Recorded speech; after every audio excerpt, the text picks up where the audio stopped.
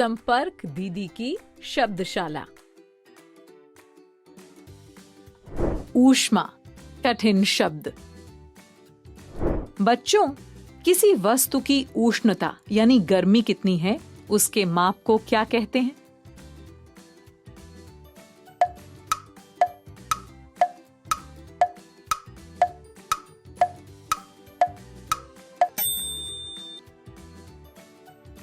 उसे ताप कहते हैं बच्चों। ताप, ताप, ताप।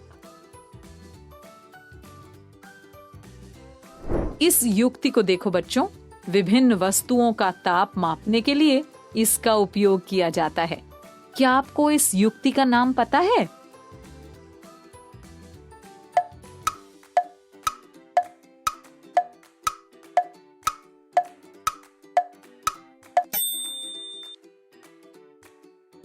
इसे तापमापी या थर्मामीटर कहते हैं। तो ताप को मापने वाली युक्ति हुई तापमापी। तापमापी, तापमापी, तापमापी।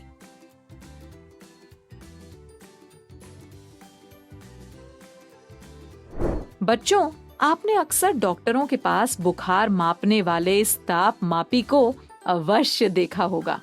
क्या आप जानते हैं इसे क्या कहते हैं?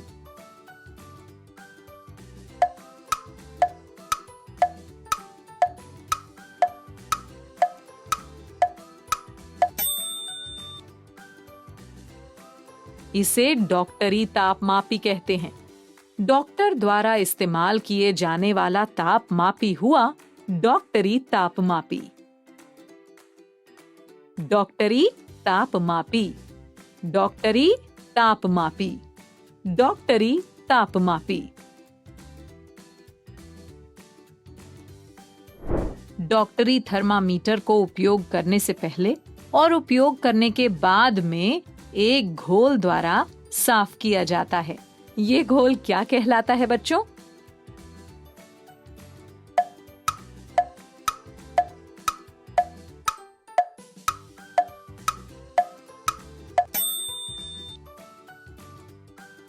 ये पूतिरोधी कहलाता है। पूतिरोधी, पूतिरोधी, पूतिरोधी। देखो बच्चों, इस तापमापी पर आपको ताप मापने वाला एक स्केल दिख रहा है ना? इस पर डिग्री सी भी लिखा है। बताओ इसे क्या कहते हैं?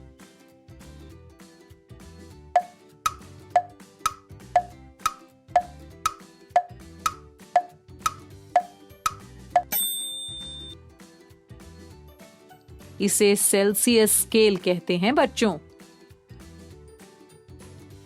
Celsius scale, Celsius scale, Celsius scale. अरे देखो, एक और तापमापी। इसका उपयोग उच्च तापमानों को मापने के लिए किया जाता है बच्चों। अब इसे क्या कहते हैं?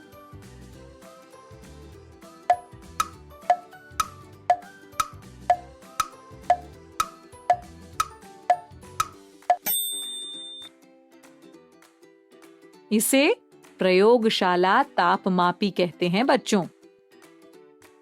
प्रयोगशाला तापमापी, प्रयोगशाला तापमापी, प्रयोगशाला तापमापी।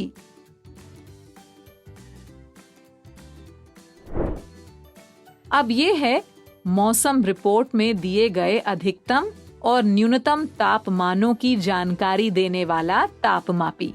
क्या आपको इसका नाम पता है बच्चों?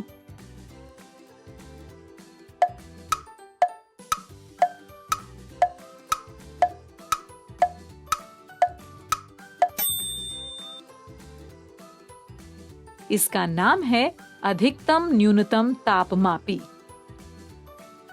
अधिकतम न्यूनतम तापमापी, अधिकतम न्यूनतम तापमापी, अधिकतम न्यूनतम तापमापी।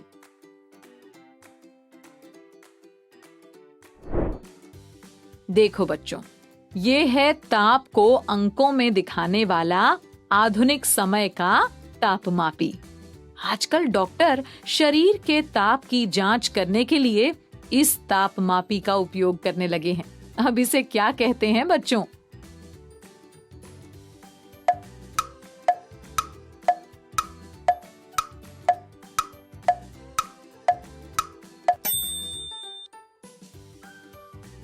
इसे अंकीय थर्मामीटर या डिजिटल थर्मामीटर कहते हैं।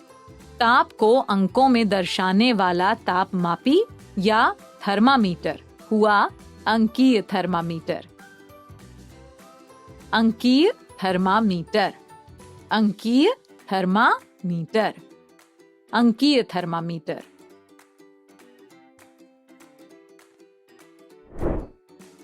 देखो बच्चों, इस चित्र में ऊष्मा लोहे की स्केल के एक सिरे से दूसरे सिरे की ओर स्थानांतरित हो रही है, जिससे कि स्केल पर चिपकी मोम धीरे धीरे पिघलकर नीचे गिर रही है। ये प्रक्रम क्या कहलाता है बच्चों?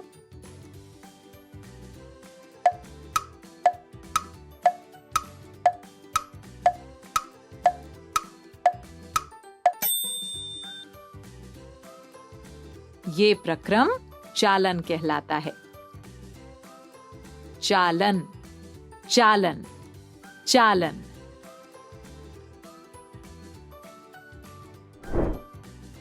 बच्चों, अब ये है लोहे से बना एक पेन।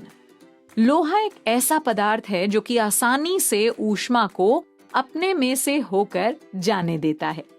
क्या आप जानते हैं कि ऐसे पदार्थों को क्या कहते हैं?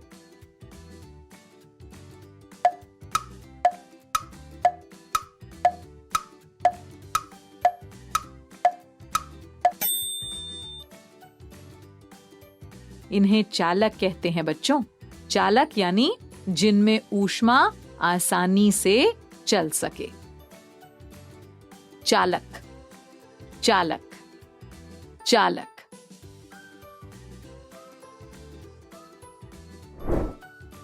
देखो बच्चों, इस पतीले के हत्थों पर हाथों को जलने से बचाने के लिए प्लास्टिक लगी हुई है। प्लास्टिक ऐसा पदार्थ है जो कि ऊष्मा को अपने में से होकर गुजरने नहीं देती। अब ऐसे पदार्थ क्या कहलाते हैं?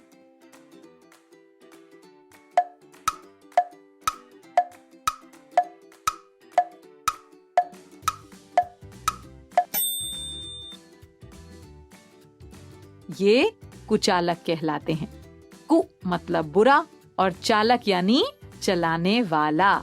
तो कुचालक मतलब जिनमें ऊष्मा का चालन अच्छी तरह न हो सके। कुचालक, कुचालक, कुचालक।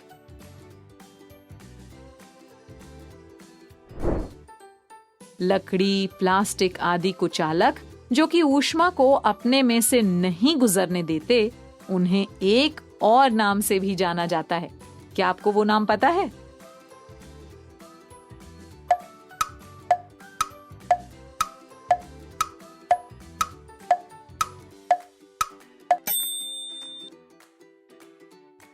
इनका नाम ऊष्मारोधी है बच्चों। ऊष्मा यानी गर्मी और रोधी यानी रोकने वाला। तो ऊष्मा को अपने में से होकर गुजरने से रोकने वाला हुआ ऊष्मारोधी। ऊष्मारोधी, ऊष्मारोधी, ऊष्मारोधी।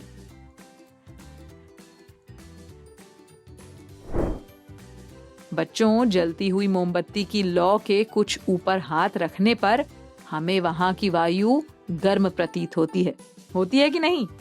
क्या आप जानते हैं कि वायु में ऊष्मा के स्थानांतरण के इस प्रक्रम को क्या कहते हैं?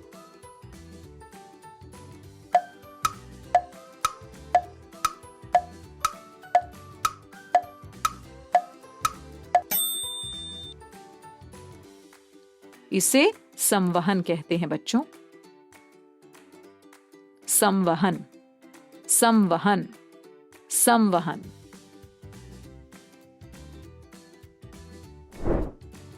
इस चित्र में समीर यानी वायु समुद्र से स्थल की ओर बह रही है। इस वायु को क्या कहते हैं?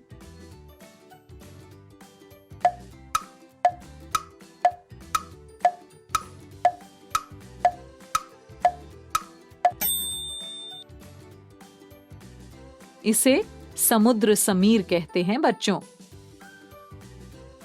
समुद्र समीर, समुद्र समीर, समुद्र समीर।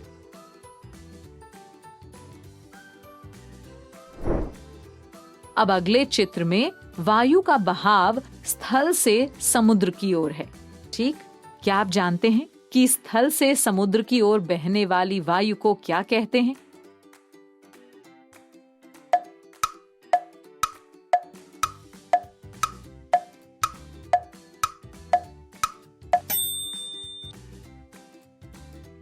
इसे थल समीर कहते हैं बच्चों।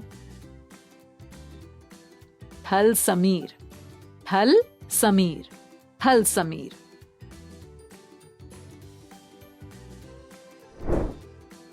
अब इस चित्र में देखो, इसमें सूर्य की ऊष्मा पृथ्वी तक पहुंच रही है ना?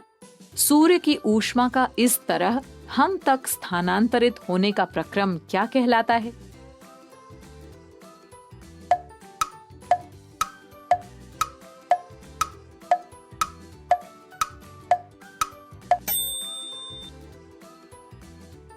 ये विकिरण कहलाता है बच्चों। विकिरण, विकिरण, विकिरण। तो ये थे इस पाठ में आए कठिन शब्द और उनके अर्थ। कठिन शब्दों को बार बार देखकर, सुनकर और प्रयोग करके आसानी से सीखा जा सकता है।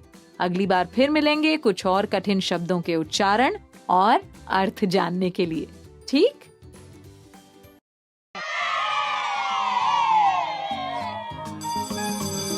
ओके बच्चों, बाय बाय बाय। बच्चों अब मैं जाती हूँ, कल फिर मिलने आती हूँ।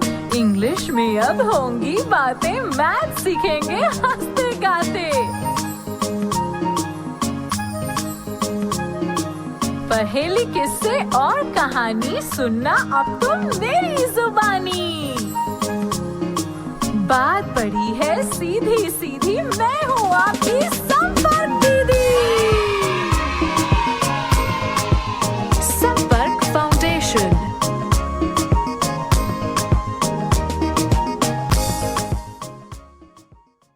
आपको ये वीडियो देखकर मजा आया ना? अगर आप इस वीडियो से संबंधित अन्य संसाधन जैसे कि अन्य वीडियो, गतिविधियां, क्विज इत्यादि देखना चाहते हैं तो अभी डाउनलोड करें संपर्क स्मार्ट शाला मोबाइल एप्लीकेशन। और हाँ, अगर आपको ये वीडियो अच्छा लगा हो तो इसे जरूर लाइक करें। और भी नए नए वीडियोस देखने के लिए सब्सक्राइब बटन पर क्लिक करना न भूलें। मिलते हैं बहुत जल्द YouTube और संपर्क स्मार्ट शाला ऐप पर।